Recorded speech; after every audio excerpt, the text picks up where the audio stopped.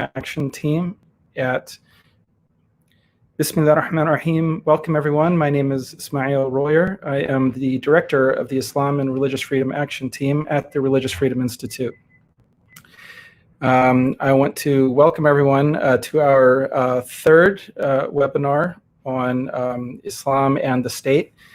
Today we have a real treat for you all, very fascinating topic and very fascinating guests, an issue that is very, very rarely discussed and very little understood, and that is the experience of Bosnian Muslims with modernity, transitioning from being part of the Ottoman Empire to being annexed by other empires, and then being part of a nation state, and all of the trials and tribulations that went along with that. I want to introduce now Jeremy Barker, who is my colleague. Jeremy, why don't you tell the audience about yourself and more about this webinar series? Good morning. Thanks, Ismail.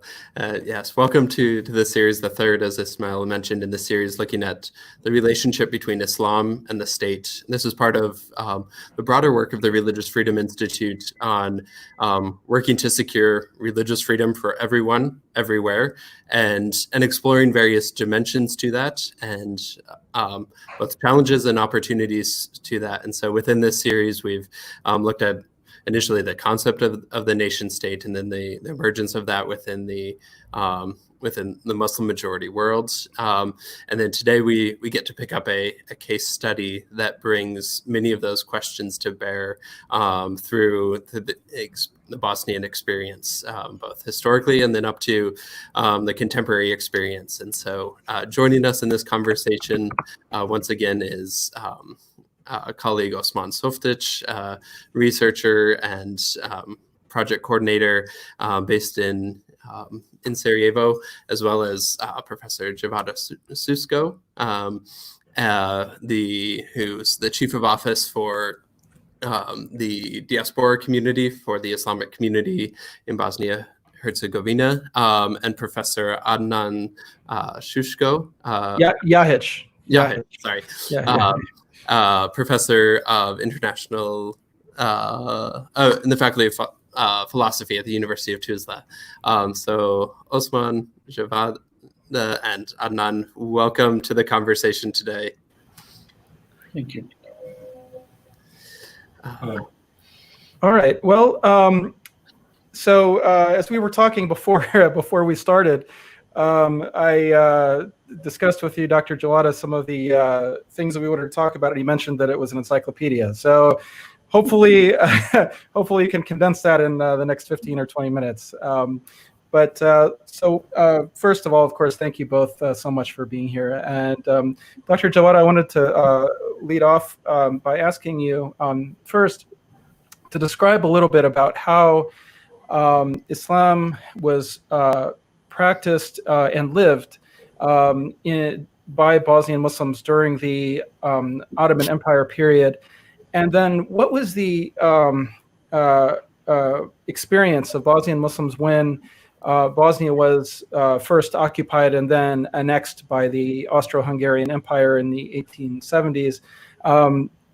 What was the response of the Muslims there? How did they cope with that that separation from the Ottoman Empire, and what was the response of the religious leadership in Bosnia to that, and how did they cope with that transition from empire to another empire, and then ultimately to the nation state and secularization and nationalism? So I know that's a big topic, but please lead us off here and maybe bring us up to World War I, World War II, something like that. So good afternoon, salam alaikum to all of you. It's really a great pleasure to be here this afternoon. In Sarajevo, it's 4 o'clock in the afternoon. And as we agreed that going back to the Ottoman Empire ruled over Bosnia for about 450 years, so it's a long time. with the end of the Bosnian kingdom, the Ottomans conquered southeastern Europe, including Bosnia, and installed their rule and their societal system. Then, during the Ottoman period, for the local population, gradually the local population converted to Islam. Mostly they gave up their medieval religion, which was a many-cased interpretation of their religion. Many scholars name it the Bosnian Church, which is not comparable to Christian churches. So it was, or some call them Bogomils, some Tatarans. So it was a heretic sect, like in other parts of Europe. So Bosnia was one geographical part where this heretic sect practiced their religion. So now, within the Ottoman Empire, we had this system of din wa dawla, meaning that the societal, political system and the religious system was one, headed by the Sultan with the Sheikh al-Islam, which was the leader, the religious leader of all Muslims all over the world.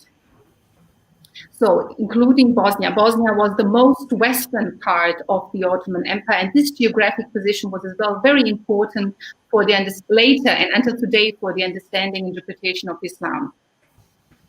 And a second point, which is important regarding the Ottoman Empire, is the millet system, where the society was categorized according to their religious identity.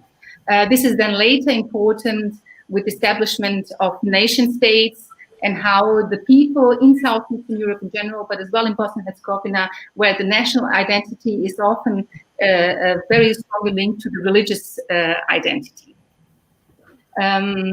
Now, with the declining Ottoman Empire, we are now approaching beginning of 19th century, with the declining Ottoman Empire in Southeastern Europe, with losing their strength, military strength primarily. They introduced some reforms called the Tanzimat period to adjust the Ottoman system to the new challenges of time. But nonetheless, then the great powers of that time, of the 19th century, they gathered in Berlin, at the Congress of Berlin, to see what is going to happen with Southeastern Europe, what is going to happen with this power vacuum, with this sick man of the Bosphorus, which is later going to be coined this word. So, and the great powers then decided that over Bosnia, Austro-Hungary, now after a dominantly Muslim empire, a dominantly Catholic empire would rule over Bosnia.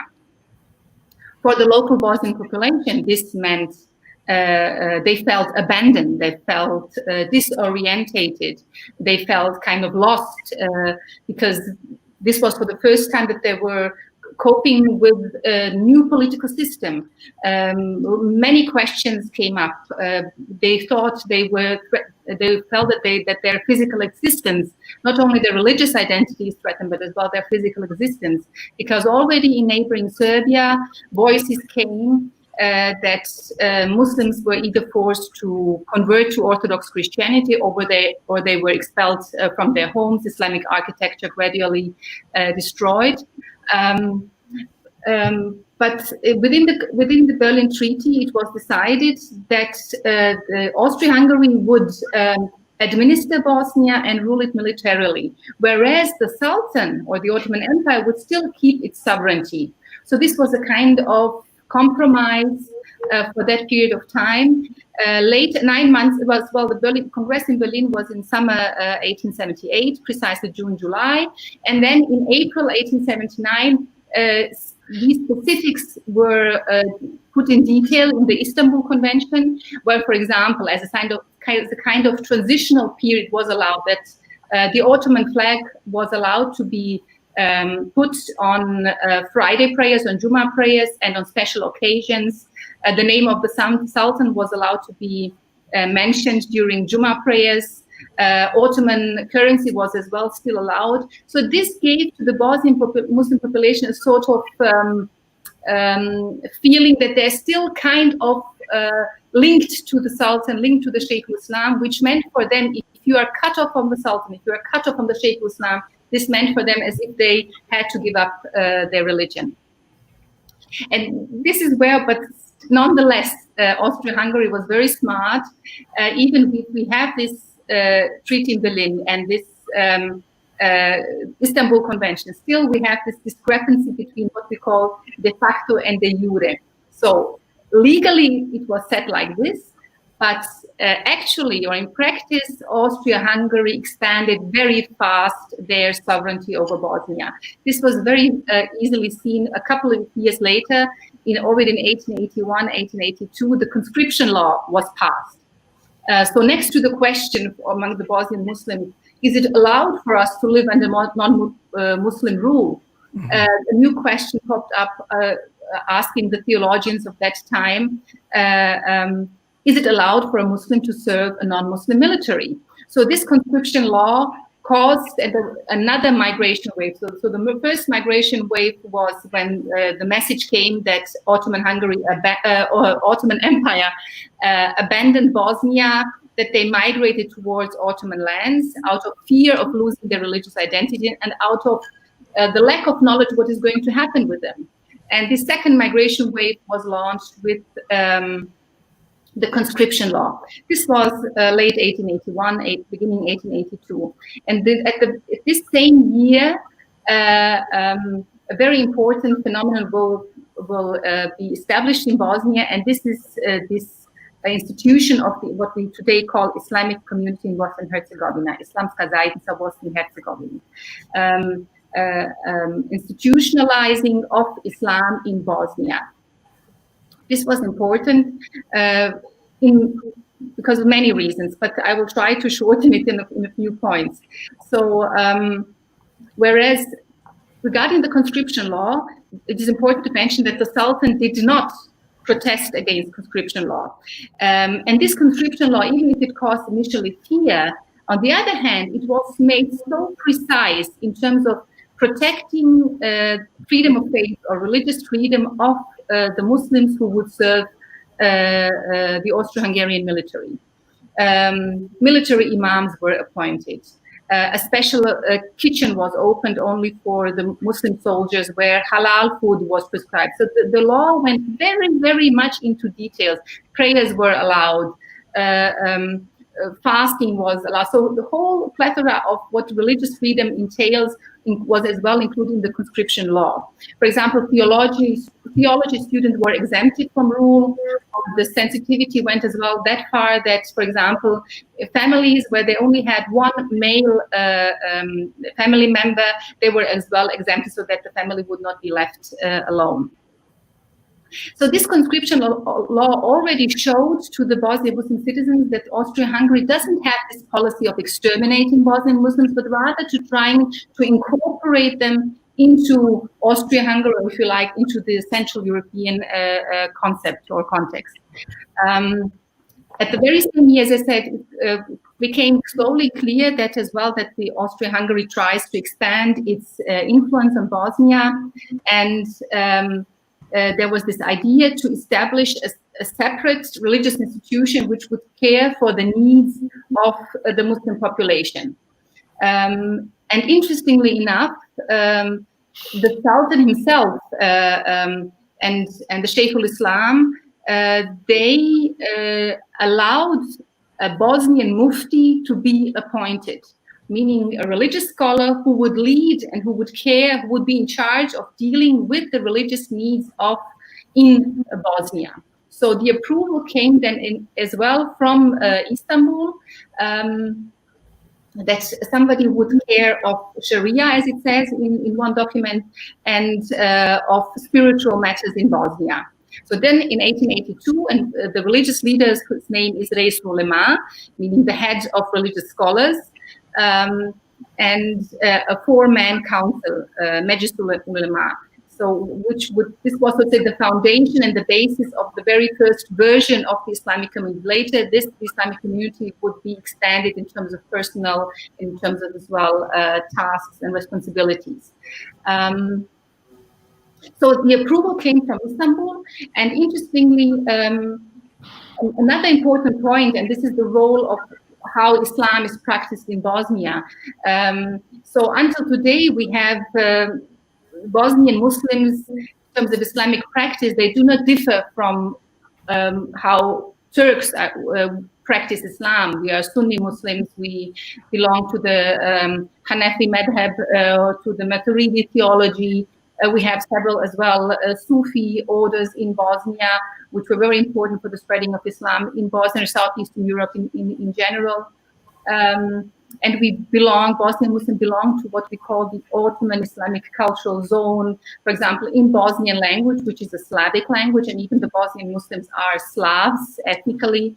In the Slavic language, we have lots of, in the Bosnian language, we have lots of Turkish, Arab, and Persian words. Our names mostly have their origins in Turkish, Arabic, Persian language. Like my name is originally Arabic from Dzevada, whereas in the Arabic countries, we don't have the female version, usually the male version only.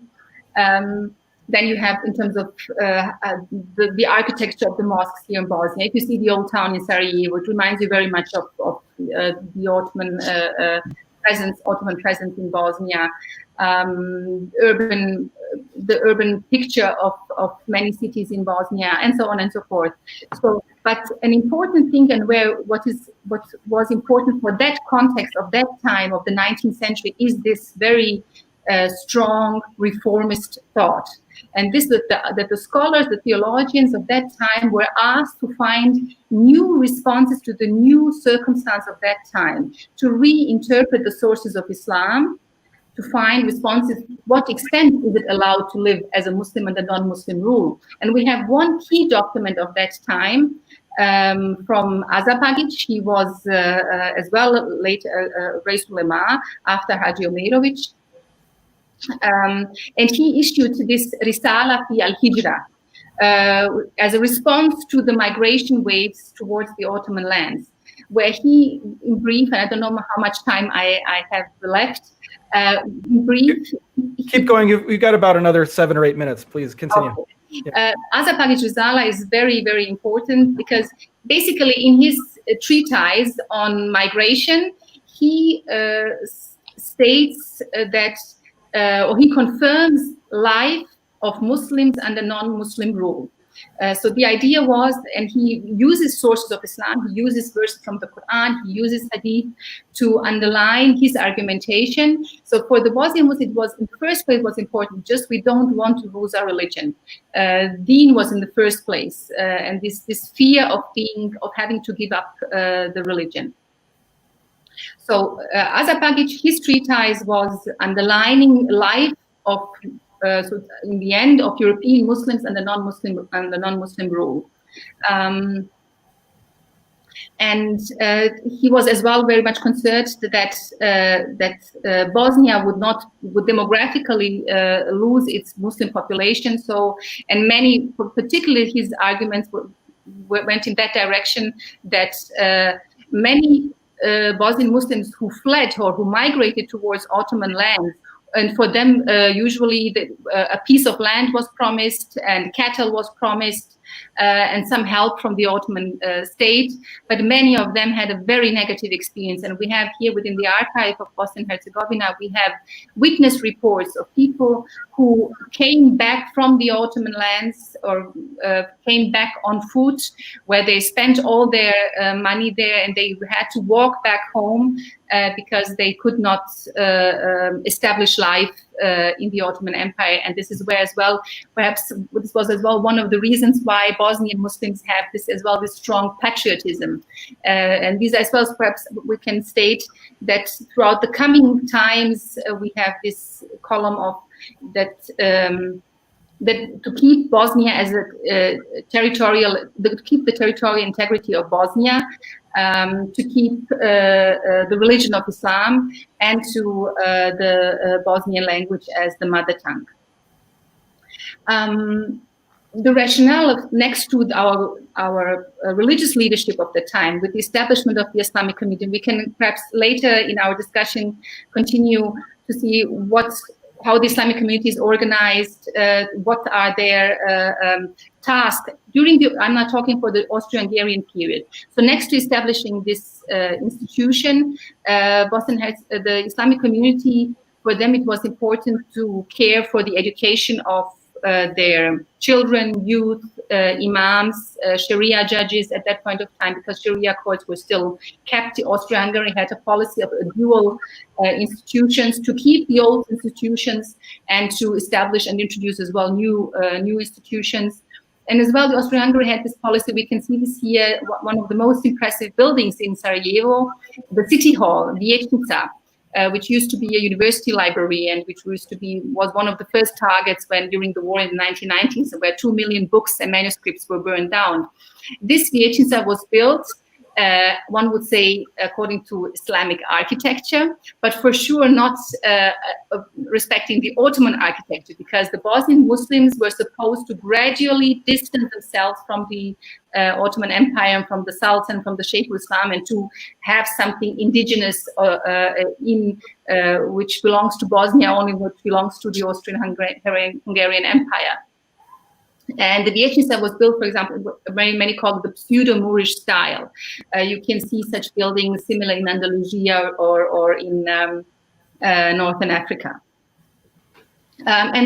When one asks, so I guess it is clear, why was it the interest of Austria-Hungary to establish an Islamic community in Bosnia? The interest was as well to spread power and influence, to control the religious education, because during the Ottoman Empire, if you wanted to get a higher university degree, you would have to go to Istanbul or somewhere else within the Ottoman Empire. Now, theologians were educated in Sarajevo with the establishment of the Islamic community, with the establishment of the first, which would be in translation, the higher school for Sharia judges, where theologians were educated in Bosnia under the control of the Austro-Hungarian Empire. So it's control in general. And today, let's say this first higher educational institution, which was established during the Austro-Hungarian time, is active until today. This is today's Faculty of Islamic Studies here in Sarajevo. So we have this continuity from the Ottoman Empire until today. And as well, Oriental languages could be studied in Vienna instead of going to the Ottoman Empire. Dr. Dzevada, let me ask you really quickly, and please continue, but I wanted to ask you, can you tell me what the relationship between the Islamska Zajednica, or the Islamic community leadership, the Reis al-Ulama, and the Austro-Hungarian authorities was at this point? Was it a sort of co-option type of thing, or was it, was there an understanding, or how did that work? It was a very close relationship with cooperation. Let's say the first Reis al-Ulama, he received an appreciation from Austria-Hungary for his loyalty, for his willingness to cooperate, and many other as well from our political and religious elite at that point in time. For example, Mehmet Bek Kapetanović Ljubušak, he was rather a political figure of that time, but still as well religiously very educated. He was given the Golden Medal of the Austro-Hungarian aristocracy. He was actually the first Muslim to be named, appointed within European aristocracy in the end. So for sure we had, to be clear, we have this reformist ulema, reformist theologians were very close with the Austro-Hungarian Empire, because their rationale was there is no alternative. We have to get along with Austria-Hungary, because the Ottoman Empire did not have any more influence in Southeastern Europe. They abandoned us. So we have to face the new reality. We have to get along with the new reality. And the rationale as well of Azapagit, which I forgot to mention, which came up now to my mind, very easily put it in easy words or in simple words, is as long as the ruler is just, and as long as the ruler or the political system does not force you to abandon your religion, as long as the ruler is respected from the majority of the population, and as long as you're not hindered to practice your religion, you have as a Muslim to respect that political system. You have to respect that ruler, and you have to obey to his laws. Thank you so much. Jeremy, do you have any questions?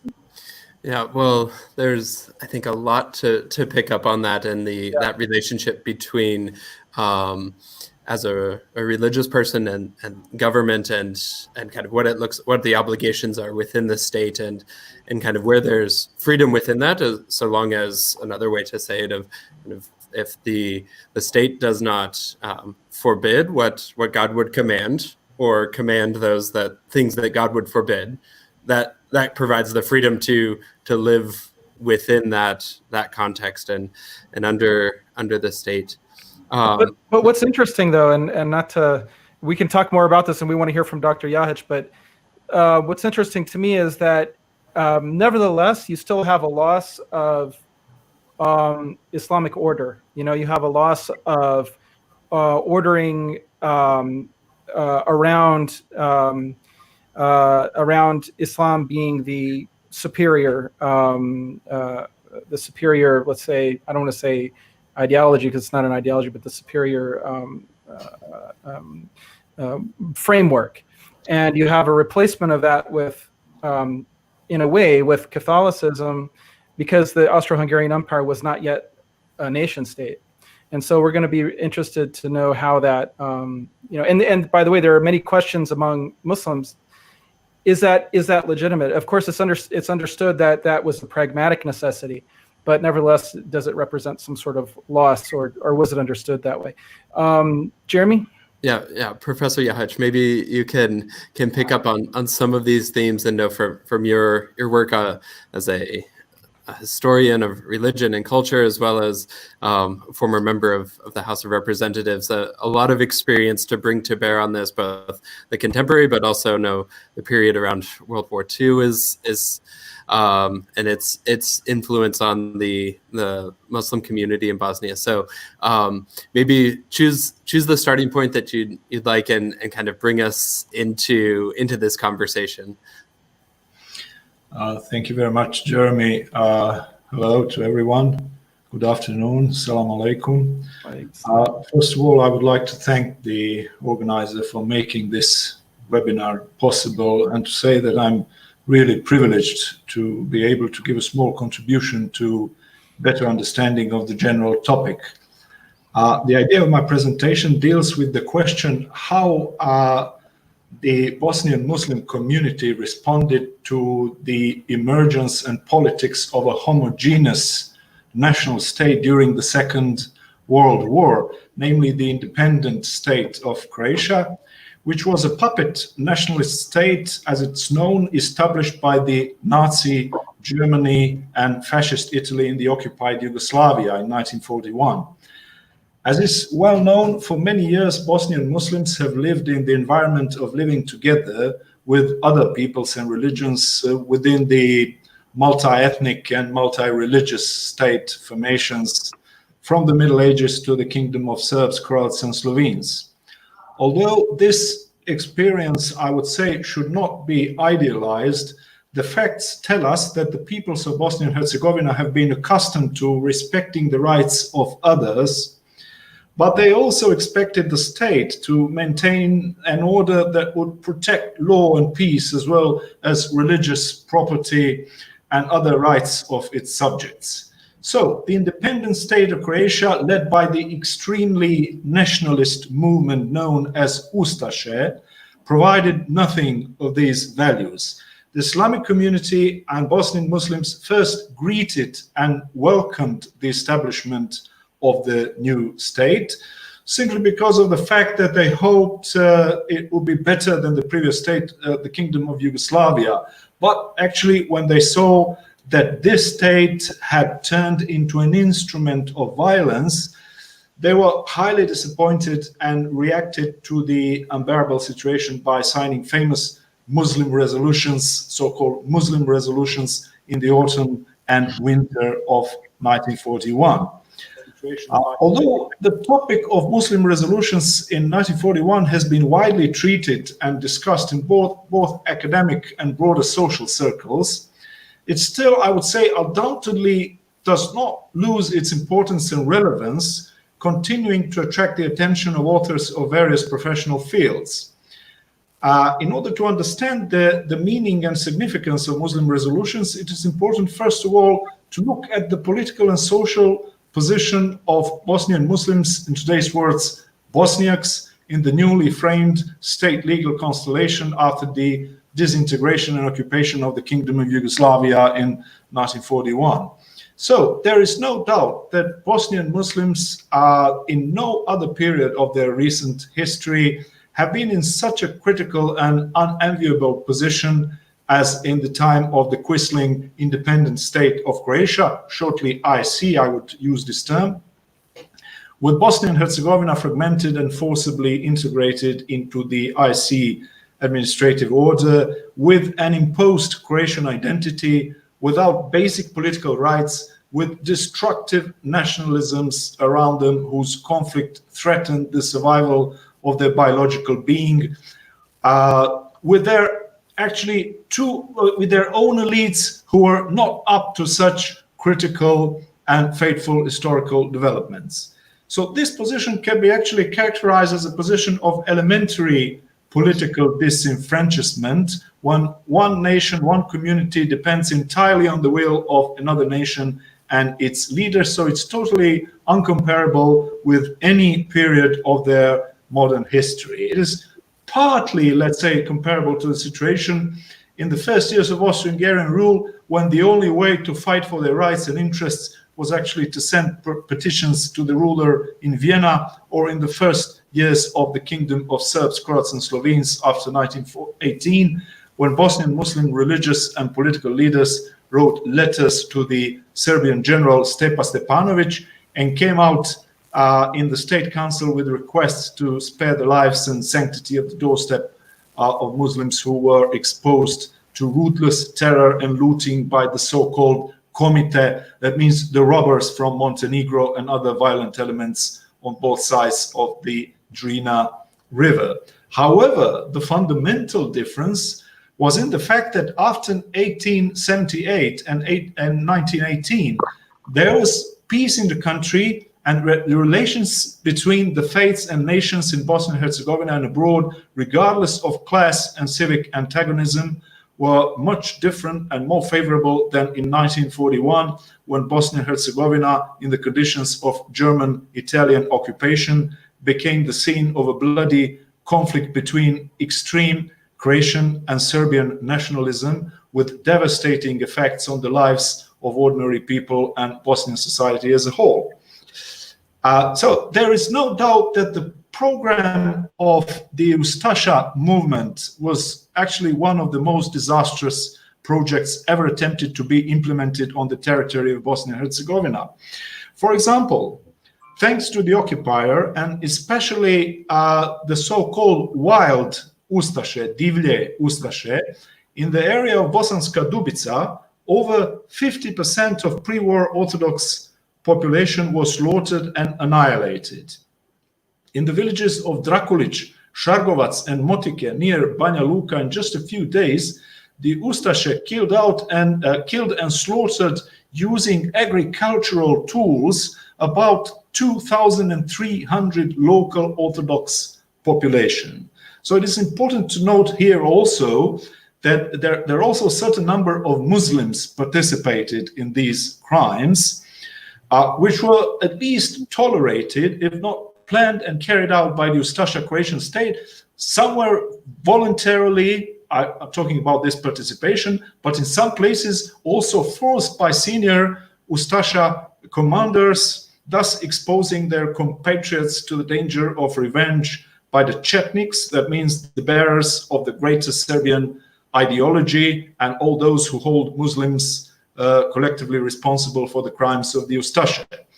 Of course, the suffering of Bosnian Muslims in some regions like Eastern Herzegovina, Kulen, Vakuf, Koraj, Srebrenica, Visegrad, Rogatica, was certainly not only the revenge for Ustasha crimes, but also the beginning of genocide against the Bosnian Muslim population, who found themselves in the autumn of 1941, I would say, between the hammer and anvil of Chetnik extermination, brutality, and Ustasha genocidal policy, with anti-fascist partisans who at that time were trying to build an alliance with Chetniks in their struggle against the occupiers and the Ustashe. Such was the position of Bosnian Muslims in 1941, the unbearable state of terror, oppression, lawlessness, and insecurity forced them to respond, and not only because of possible new pogroms against the inhabitants of Muslim settlements, but also because Muslims began to doubt and fear that they would be actually the next victim of the Croatian Ustaša regime after the extermination of the Orthodox Serbs. And so the irresponsible speeches of certain Croatian officials highly contributed to this, but also the undeniable identification of the Ustaša movement with the tradition and symbols of the Catholic Church in whose newspapers. There were many articles according to which the ISC should be exclusively a Catholic state. And it was not only the Poglavnik Pavelić statement during his speech to some Orthodox converts from the great parish of Baranja that, quotation marks, it is better if there is, he said, one religion in the state, but also lots of other chauvinistic speeches of officials and supporters of the new regime, to which Bosnian Muslims responded with characteristic sensitivity and complaints to their own representatives, I mean ministers and Islamic community officials. So all of the above was actually in the background of the appearance of Muslim resolutions in 1941. It is very important to understand that these resolutions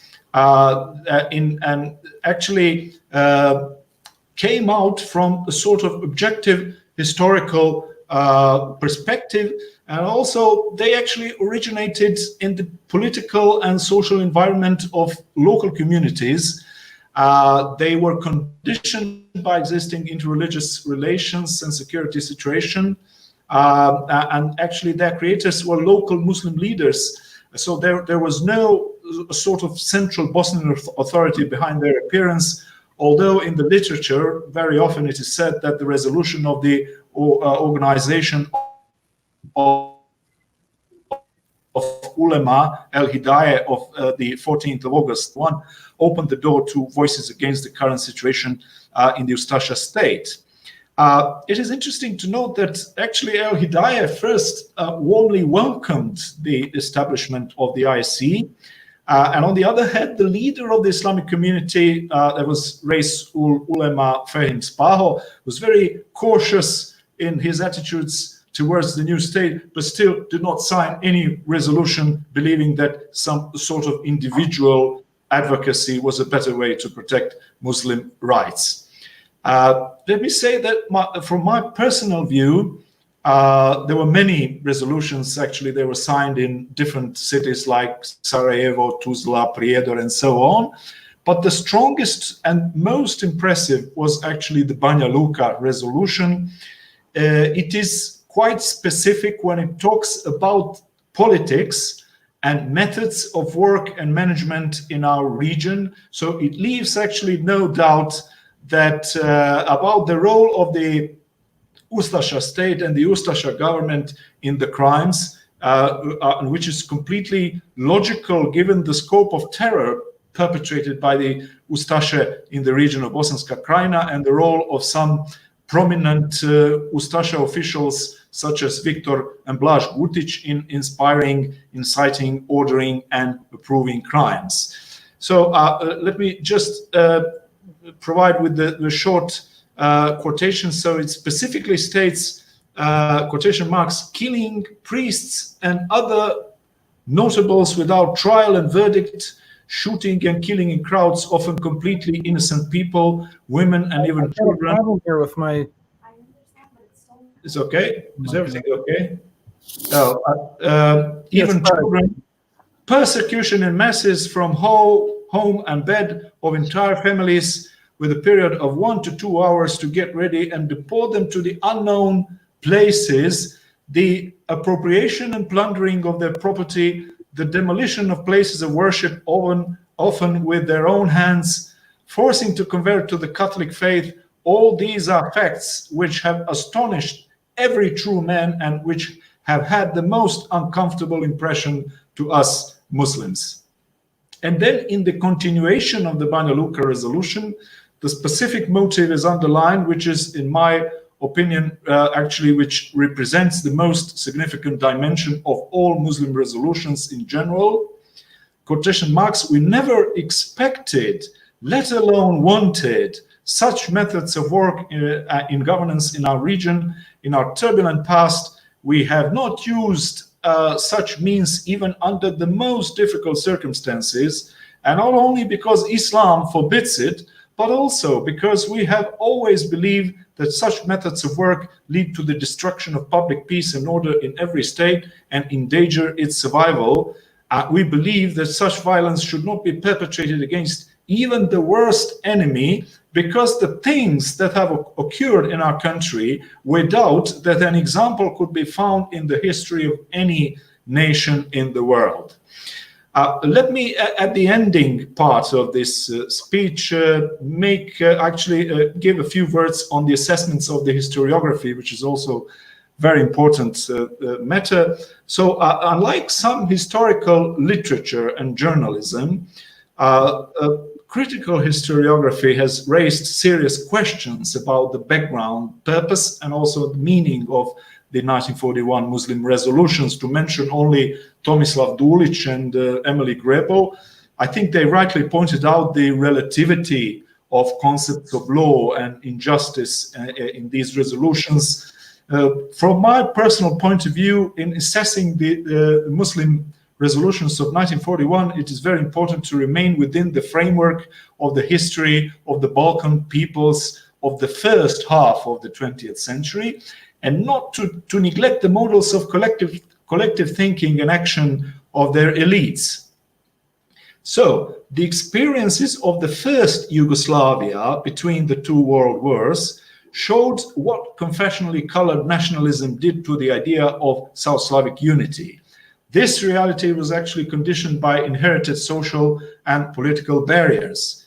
So the signatories of the 1941 resolutions should be seen as members of a cramped, weak, and troubled community, repeatedly shocked by sudden historical plots and twists, and not as some fighters for universal human rights, which were in their time, even in much more politically developed societies, just a hazy idea. In that sense, it was not surprising that the signatories expressed, as one historian said, chauvinistic regret only for Muslim victims. But in those times, and I would put the question, actually, the question is whether it is much different today, elites considered themselves authorized to stand up and advocate primarily for the interests of their own people and community, ethnic, political, or religious group, believing that there is someone else who would care for the rights of others, preoccupied with the idea that enough injustice had already been done to us and ours, and that it is high time now to take their needs and interests as the priority.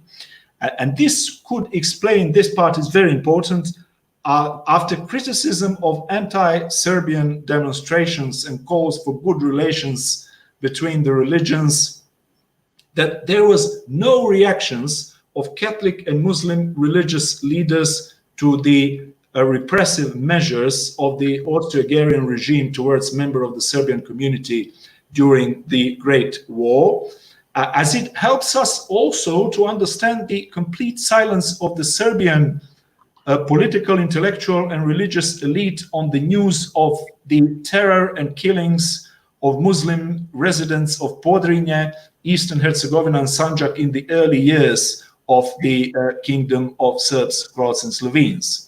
So the historian Tomislav Dulić asked why the Catholic Church in the independent state of Croatia did not protest like the resolutions of Muslim intellectuals in Bosnia and Herzegovina. Archbishop Aloysius Stepinac did, he points out, intervene for the benefit of individuals and small groups of people, but that never took, I think he's right, actually never took the form of an open and organized campaign across the country, while at the same time many Catholic Catholic clergy generally, so to say, enthusiastically participated in forced conversions. The situation was no better on the Orthodox side either. The Serbian Orthodox Church has refrained from any protest against Chetnik crimes against Muslims. So Dulić expressed the opinion that actually many Orthodox and Catholic priests had invested, as he said, too much in building a new state, Yugoslavia and the independent state of Croatia, to dare openly criticize and attack it. This was not the case with Muslims due to marginalization in the society of the Ustasha state, regardless of the real intentions of the regime towards Islam and Muslims. Nevertheless, I will conclude that no matter how much the meaning and value of these Muslim resolutions were actually relativized by the narrower class and ethnic interests of their signatories, and unwillingness to give to the main condemnations the broadest civic meaning, I would say that these bold social acts undoubtedly remain a shining example of courage and responsibility of concrete people who pledged their names and integrity in a country under the Nazi occupation for a new order without dangerous, bloody anarchy and religious and national hatred and exclusivity. And that was their actually historical importance. Thank you very much. Thank you. Thank you very much. Thank you, Professor Adnan. If you allow me just to ask a couple of questions in relation to Professor Adnan's presentation. If I can just summarize quickly, it appears from your presentation, Professor Jahić, that the Bosnian Muslims, or at least the sections of the Bosnian Muslim community, in the beginning welcome the change, the political change, because they thought that the new, what probably in their perspective appeared the new world order at the time, will liberate them from the regional hegemony or oppression by the monarchy of the Yugoslav Kingdom of Yugoslavia. However, when they realized the veracity of the crimes and atrocities that the agents of the state, independent state of Croatia, committed against their neighbors of different religions, particularly the Orthodox Serb population and the Jews and other minority communities, then they realized that they have to act, and they acted. And there is no doubt this is an admirable, and it's a historical record. It's a historical fact which we're proud of the Islamic community leaders who took to themselves to initiate those resolutions. Now, if I can get to my question, what I'm wondering is, what do you think, in your opinion, now coming back to reality now at our present time, I noticed in recent days or recent weeks, there is a lot of criticism by the certain sections of the Bosnian ethnic communities, particularly from the Serbs. For instance, they're very critical of the book, which was written by British historian Marco Attila Hoare, who is currently a professor of history at the Sarajevo School of Science and Technology, who emphasized the role of the Bosnian Muslims in the Second World War. And I believe he emphasized, just as you did, the positive role of the Muslim leadership, Bosnian leadership, political leadership, as well as the Islamic community leaders. Do you think that there is a fear that threatens the reconciliation process in Bosnia and Herzegovina if these historical facts are emphasized? So there is, in my opinion, a concerted attempt from some sections to actually annul or to dismiss these facts as inventions or a revision of the modern history of Bosnia and Herzegovina. What do you think? What is your opinion? Well, when you speak about the importance of doing the historical research, I think it is, from my point of view, crucial to the reconciliation in this region, because especially when it is the case of the Second World War, there is lots of sort of nationalist agenda trying to present the history and the developments in the Second World War as if they were not actually. So we have lots of problems because now we have a sort of one-dimensional views on the history of the Second World War in Croatia, in Serbia, in so as to say in Bosnia also, you know, and there is no one general perspective, you know. That's why I think that books like the one that you have mentioned of Marko Attila Ohor are very important, you know. The other thing is that we do not have enough research in the archives, you know. For example, the archive, the best or the most the richest archive concerning the documents about the Second World War is in Belgrade, and it is called now the Military Archive of Serbia. It is very hard to penetrate, to get into this archive, and without those documents, it is practically impossible to research the Second World War. But I would say that the lessons of the Second World War have not been recepted enough in these days, you know. And there are lots of, so as to say, mythology concerning the victims, concerning the roles of some participants. And when you mention Islamic community, I would say that I have a sort of, you know, mixed perception because I'm currently writing a new book about the Bosnian Muslims in the Second World War. And I think we have to be enough, so as to say, responsible and sensitive to some particularities concerning some elements of the Islamic community, because the Islamic community was not a unified community, so as to say, in each period, the situation is the same. So you had this al-Hidayah current within the Islamic community, you had the authorities or the Reis al-Ulema and Ulema Majlis and so on. I think Marko did a great job, you know, but also lots of other things have to be treated properly in the upcoming works, if that helps, actually. Can you guys hear me? I'm having problems with my microphone. Yes, we can hear you. Thank you. Thank you for that, Dr. Jahić. And it raises a question to me of, and I'll address this to both Dr. Susko and Dr. Jahić.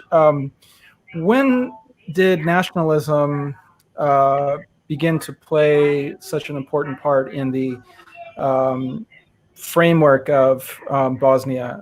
You know, we went from a period of the Ottoman Empire where nationalism was not very significant at all. It was not a phenomenon to the spread of nationalism to the Balkans. So, you know, it's often said that Bosnian Muslims are ethnically Muslims more than they are religiously Muslims. That's what you'll often hear from people who don't really necessarily know much better.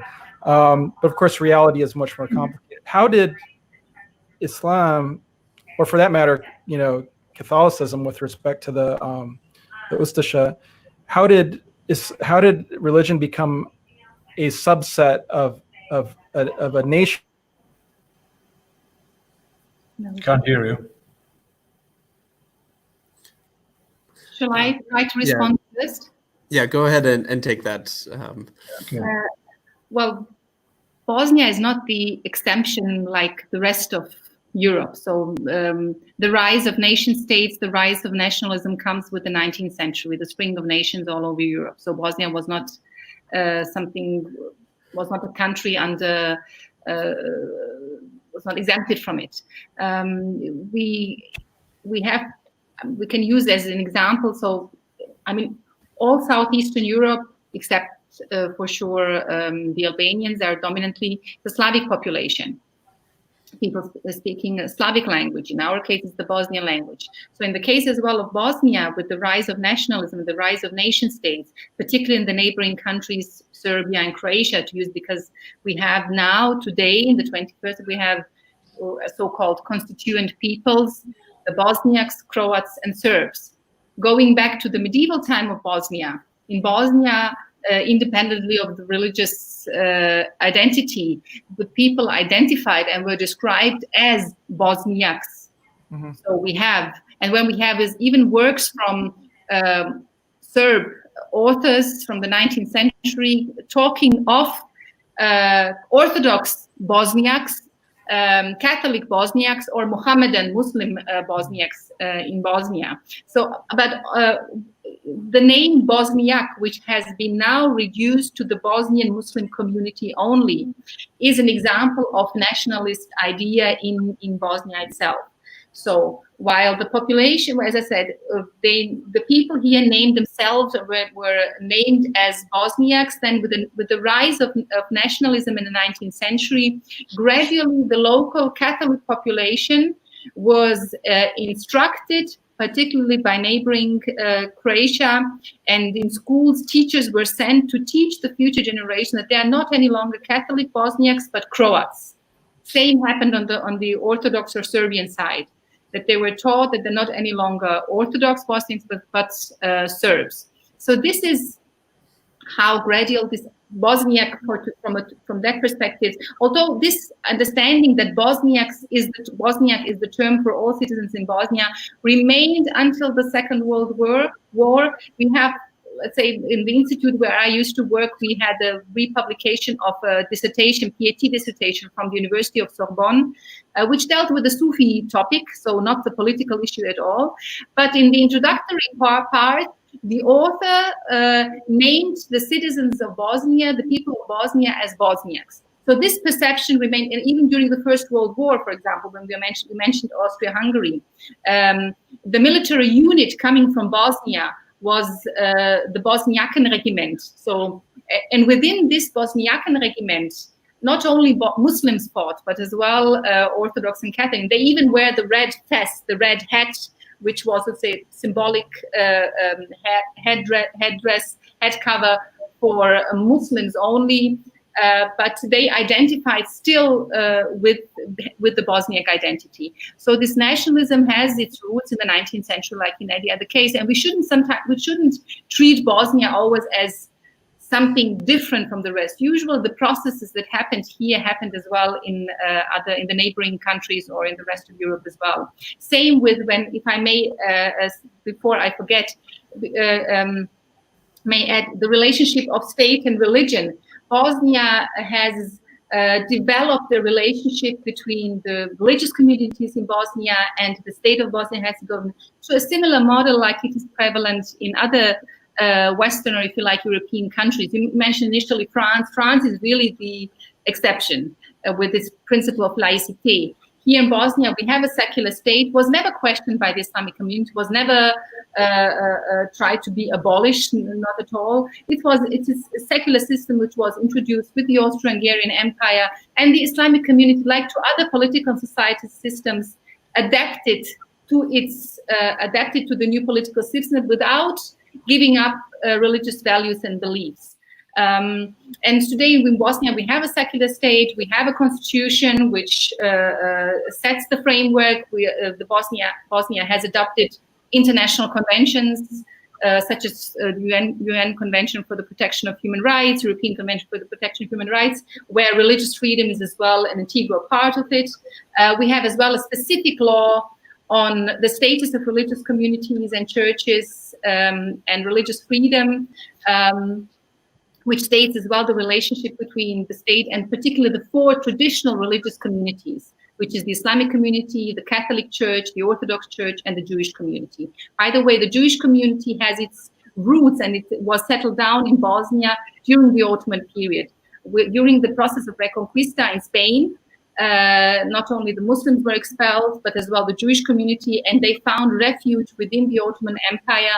And a part of these settlers or migrants of that point of time, they settled down in Bosnia, and until today we have a Jewish community in Bosnia and Herzegovina. And last year we celebrated actually the coexistence of Jews and Muslims in Bosnia. And this is where Bosnia might be an exception and a good example of best practice, how Jews and Muslims got along for centuries. Yes, so this is so far from my side. Thank you. If I may add just a few words. Certainly. This, I think that the role of religion and the role of religious communities in Bosnia and Herzegovina, as well in the Balkans, should be treated properly and not be idealized in any ways, because you have the sort of positive and also sort of negative aspect of the activities of the religious communities concerning the process of, so as to say, differentiation and also a sort of disintegration processes in the Balkans, because each religion and each religious community also represented a sort of tool of making a separate national identity in the Balkans and also in the ex-Yugoslav region. So when you speak about non-existence of the separate Bosniak national identity, the question is what did the religious communities did or contributed to this sort of destruction of Bosniak identity. And Dzevada actually explained the fact that the religions and religious communities helped sort of destructing, this integral Bosnian or Bosniak identity.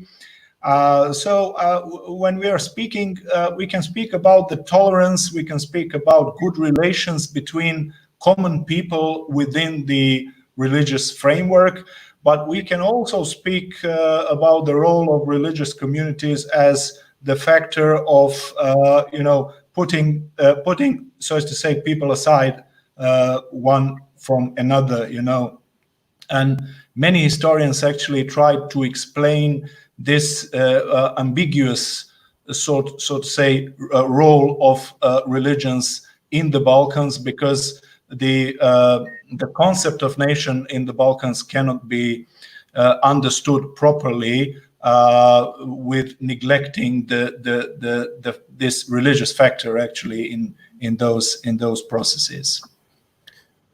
I think that's an important point, and I've heard it described of religious identity can play a role as a toxin, as the cause of challenges, or a tonic as what's necessary. And in many cases, kind of robust religious freedom and the relationship between those communities helps to ideally push that in one direction versus the other. I wanted to pick up on maybe a period that hasn't been mentioned thus far, and it stood out to me in my first visit to Sarajevo back in December. You have the architecture of the Bas Čarša and very Ottoman style, and where it meets West and kind of feels like you're in Western Europe, but you walk a bit farther and you see Soviet style architecture, and wanted to pick up on, from going through the Soviet period and then emerging from that, what were the influences of that on religious identity and experience for the Muslim community in particular, both through the Soviet period, but then emerging from that as we come into the 90s, 2000s, and the influence of that communist presence in Bosnia. Okay, if I may say a few words, actually, after World War II, a secular system was introduced in Yugoslavia. So the religion, the church, was separated from the state, and the communist regime actually in its first years passed a couple of laws which aim was to marginalize religious communities, weaken them materially and socially, and also to reduce them to the sort of insignificant religious communities, or so as to say, insignificant civic associations. Well, at the same time, in order to survive, the Islamic community had to adapt to this new state of affairs. And what is also very interesting, that Islamic community, and that is the reflection of its very unenviable position in those days, it actually contributed itself to the weakening of the role of religion in society. For example, madrasas and mektabs were abolished in Bosnia and Herzegovina and Yugoslavia, except for the Gazi Husrevbek madrasa in Sarajevo and some mektab lessons in mosques. And the Islamic community in those times officially claimed that it was actually normal, and that mektabs and madrasas were obstacles to modern education and cultural progress for Muslims. But however, when we speak about this period of 45 years from 1945 to 1990, there is also one very interesting phenomenon that began to occur in those years. So under the influence of socialist and materialist ideology, some new interpretations emerged among individual members of the ulema in this period that included basically a rationalist view of religion, religious and metaphysical concepts, and the role of the religion generally in the lives of Muslims.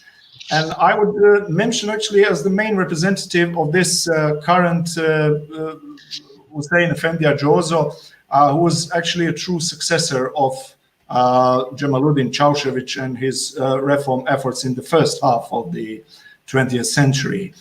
What happens after the dissolution of Yugoslavia? From my personal perspective, I would say that when the political and ideological pressure of the state on the Islamic community disappeared, the Islamic community, I would say, generally speaking, ideologically pluralized, while at the same time the trend of a sort of re-traditionalization of Islam began to strengthen. So today, in my opinion, some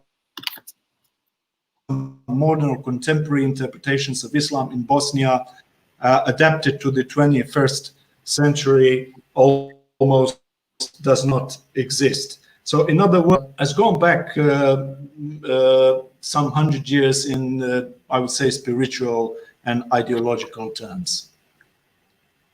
May I add a few sentences? So yes, I fully agree with what Dr. Adnan just mentioned.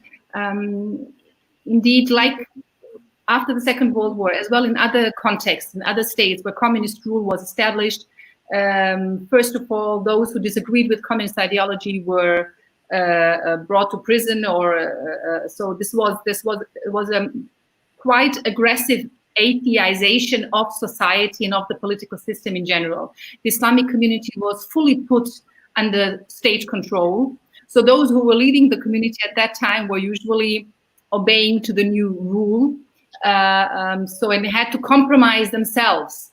But the state, indeed, as Dr. Adnan mentioned, introduced several measures to control the community and to marginalize religion. Islamic books were forbidden, or the publication of new Islamic books. The publishing house was closed down. Sufi orders were as well closed down for a certain period of time. The girls' part of the madrasa, of the high school, which is, we would compare today's Islamic, it was Islamic high school, was closed down.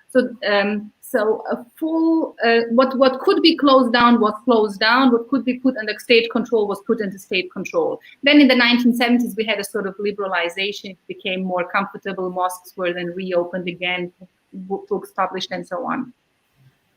What I would mention for us, for me as a woman, and we have, I guess, as well, other women who are watching our today's webinar, the anti-fascist women's front organized public gatherings in broad Muslim headscarf wearing women to take off their headscarf as a sort of liberalization, as a sort of progress, as to show that wearing headscarf is something retrograde, something backward, and now taking off your headscarf in public is something progressive and something shows for progress. So this is, I think, very important. And now with the 1990s, so this period of communist rule, with the period as well of kind of opening up liberalization, Hussein Georgi was indeed very important. As well within the Islamic community, we have this process as well of democratization, pluralization of Islamic practice as well, with opening up the borders, with as well the intense exchange during the war, as well with modern technology, where now you have access to all kinds of interpretations of Islam, to all kinds of scholars, not only what the Islamic community publishes here in Bosnia, in Bosnian language. And what I mean with democratization and is as well that Islamic community regained its autonomy. So we have in Bosnia until today working of the Islamic community and religious communities in general, churches, separation, but with cooperation. So separation from the state, but we are cooperating in certain issues where it is necessary, such as the Interreligious Council is supported by the state, where the 4 traditional religious communities are represented.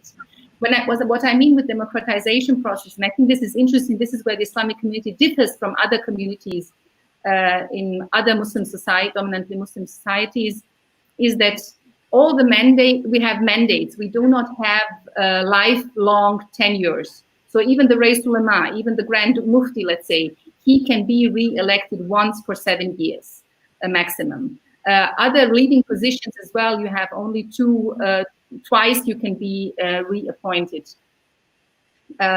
We have, within the Islamic community, we have a legislative body, the parliament, so to say, where 1/3 of the representatives are clerics, or if you like, employees of the Islamic community. The rest are civilians. The rest are people, members of the Islamic community who work on legal issues within this body. We have an executive body, the so-called Riyaset, where I'm employed within the Department of Foreign Affairs and Diaspora. The mosques and the imams working in Bosnia and in our diaspora. And diaspora is North America, with United States of America, Canada, Europe. Our largest part of our communities are in Germany and Austria, but as well in other European countries and in Australia. The Islamic community cares for the needs of those Bosnian Muslims who identify themselves as Bosnian, who identify themselves as with the Islamic community, and who are their members. So every imam in Bosnia, in our diaspora, in our neighboring countries, Serbia and Croatia, is appointed by the Grand Mufti. So he needs, or the imam needs, the approval from the Grand Mufti, and this has been very significant in the last decades, with this attempt to impose a new practice of Islam in Bosnia, with the attempt to radicalize Bosnian Muslims who have adopted throughout living in these different civilizations, these different political systems, who have learned to have an open-minded, peaceful interpretation and practice of Islam. This appointment of the Grand Mufti, of the Rais Ulama, of these individual imams, has shown to be a measure, or a preventive measure for preventing radicalization and violent extremism, because we have this control mechanism, particularly because the Islamic community runs 6 Islamic high schools in Bosnia and Herzegovina, 3 Islamic faculties, the Faculty of Islamic Studies, which was actually originally established during the Austro-Hungarian period in the late 1880s. And we have 2 more Islamic faculties as well. So the Islamic community is educating its religious scholars, its imams, its theologians, its religious teachers, is controlling as well what is being taught in mosques, and cares as well. This is an important momentum as well during the Austro-Hungarian period. Cares for the endowments, for the foundations, for the waqf or al-Awqaf. This was really a fight, we call it as well, even a fight during the Austro-Hungarian period. The Islamic community wanted to be in charge of education, religious education, and be in charge of its foundations. And this has been kept until today. And I think this democratic practice of how to organize an institution that deals with teachings of Islam, educating Muslims, organizing Muslims at home in our diaspora is indeed something specific.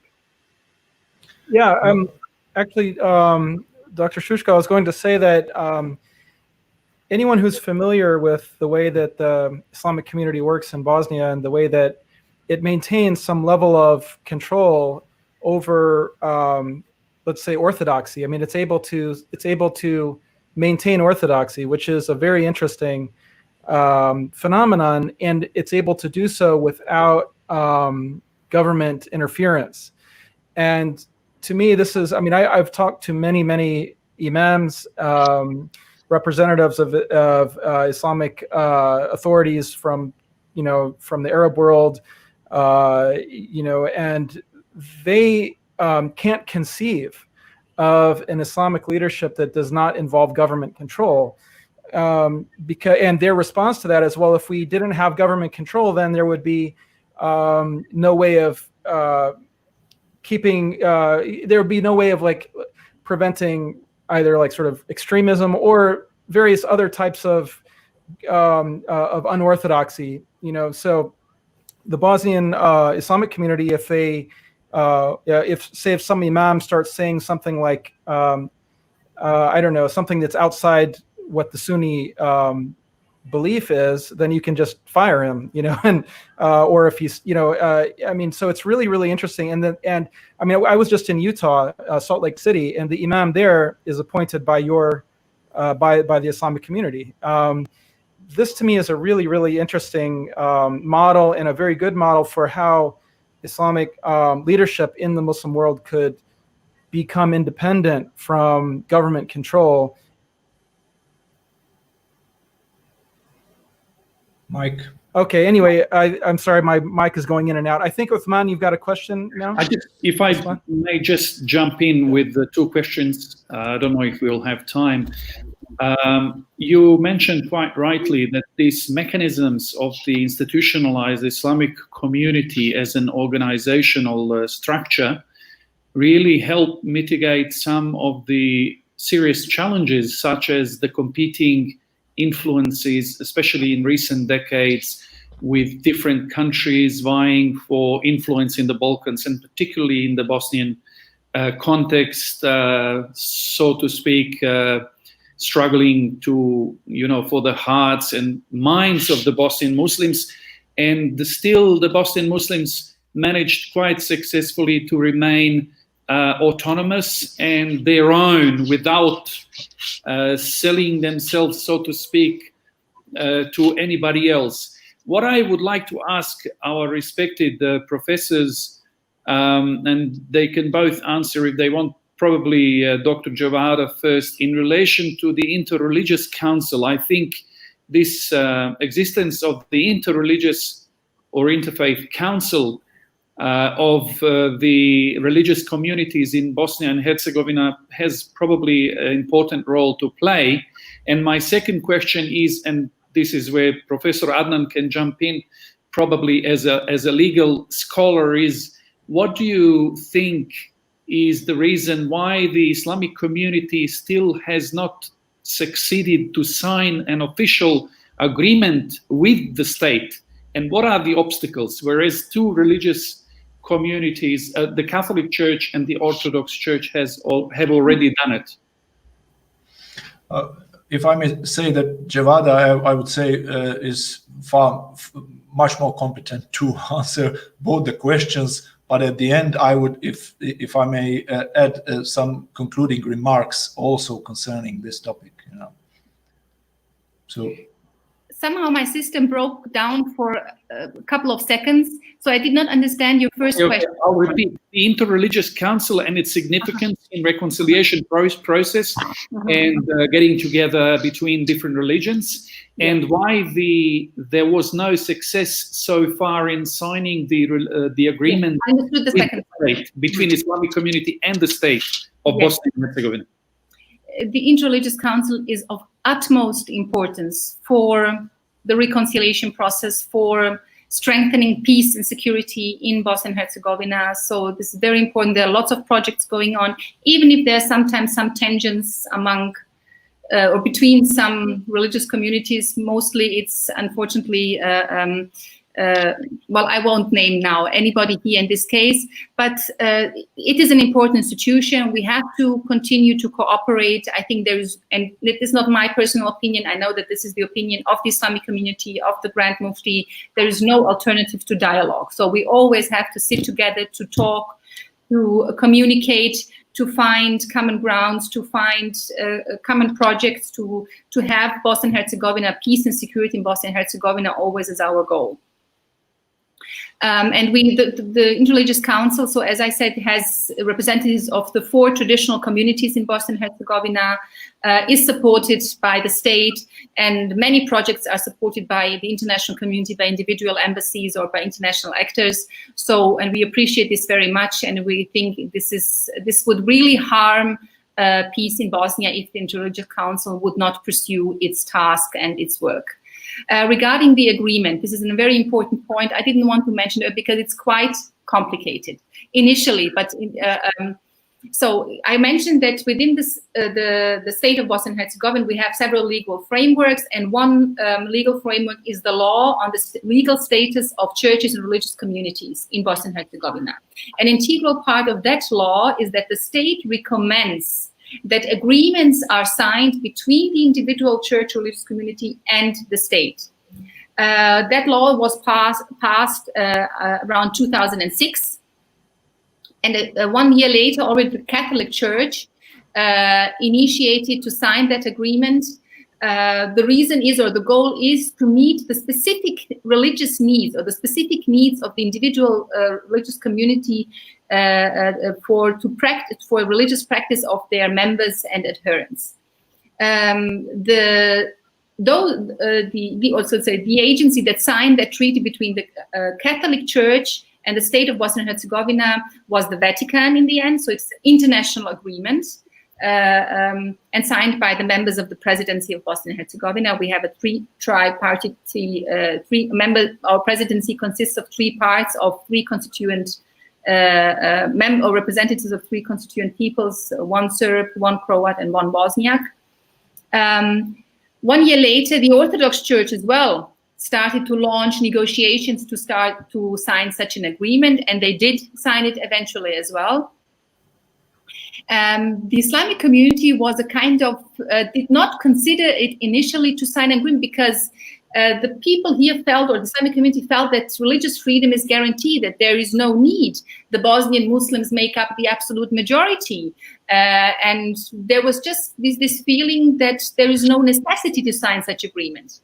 But then when the issue of religious classes in public schools came up, because once there was this public debate that religious classes in public schools should be abolished, should be removed from public schools, then it became clear, because one of the integral part of such an agreement is as well that religious community has the right to care as well for religious classes, or to appoint religious teachers, to publish religious textbooks which are going to be used in public schools for religious classes. So this is when the Islamic community realized how important it is to have this agreement. The Islamic community is in negotiation, has been in negotiation with the state for several years. And now the negotiations were primarily about these, so the agreements between the Catholic Church or the Vatican, the Orthodox Church, and the agreement of the Islamic community is to 90% almost identical. Talking about is that these are traditional religious communities, that they are autonomous, that they have the right to publish religious books, that they have a right to have their own media, and so on and so forth. But then when it came to the specific needs of the Muslims, this is where the negotiation became very harsh. It's about that an employee, it's rather about religious rights in the public space.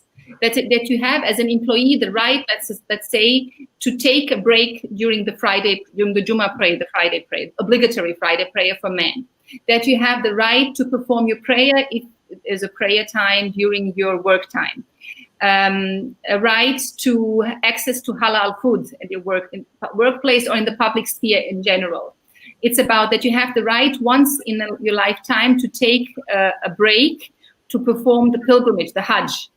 So, but all of this, mentioned as well with the addendum saying that the workflow should not be hindered. So let's say a surgeon who is doing his surgery it's human reasoning, will not leave his case and go to perform the prayer. So I guess that this is clear to all of us. It's as well about the visual identity of Muslims, because we have cases, and I'm a member of the Committee for Religious Freedom here within the Islamic community. We have cases where people, men, let's say, wearing the beard, were threatened that they would lose their job if they would not shave their beard. We have a woman working for the military here who decided to wear a headscarf, and she had a lot of trouble on her jobs just because of her headscarf. We have as well women who applied for a job with a headscarf and who did not get the job just because of their headscarf. So we have these cases. So this was as well the visual identity of Muslims is an integral part of it. So this is approximately it. Now the last phase is that this agreement should be signed by all 3 members of the presidency, and currently it's just not on their agenda. So in the end, it is a political issue. So we have to wait for the time until it becomes politically suitable to get the agreement again on the agenda, and that it is going to be signed. So the negotiations is over, everything is set. Now we need the political willingness of 2 members of the presidency to sign that agreement. Wow. Thank you. That's great. Thank you so much. Actually, that last question seemed to go really directly to the heart of what we wanted to talk about today. And there's so much more that we need to talk about. I have a long list of questions that I never, we were not able to get to, but we'll just have to do this again if both of you are willing to do that. And we're also looking forward to having our in-person conference in Sarajevo, which we are hoping to do in October, and we, of course, would love to have both of you there as well. So we want to thank again on behalf of the Religious Freedom Institute, all of you, Dr. Dzevada Susko and Dr. Adnan Jahić and Osman, for being with us, and we really hope to be able to do this again with you in order to get to the rest of the questions that we didn't get to. Jeremy, do you want to say anything to close us out?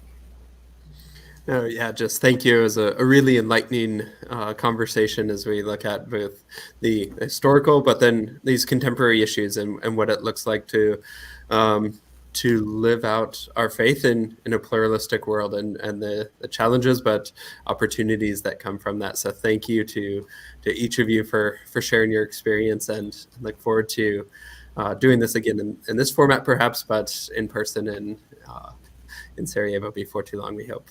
Yeah, and I think we can all learn a lot from the resiliency and the intelligence of and the genuinely beautiful spirit of the Bosnian people. It's something that, it's something that is really, really admirable, and a jewel. It's a jewel of Europe, really. Bosnia is. And all right. Yep. Well, thank you. And to learn more about the work of RFI, visit us online at rfi.org. Thanks to you all. Thank you. Bye-bye. Thank you very much. Thank you.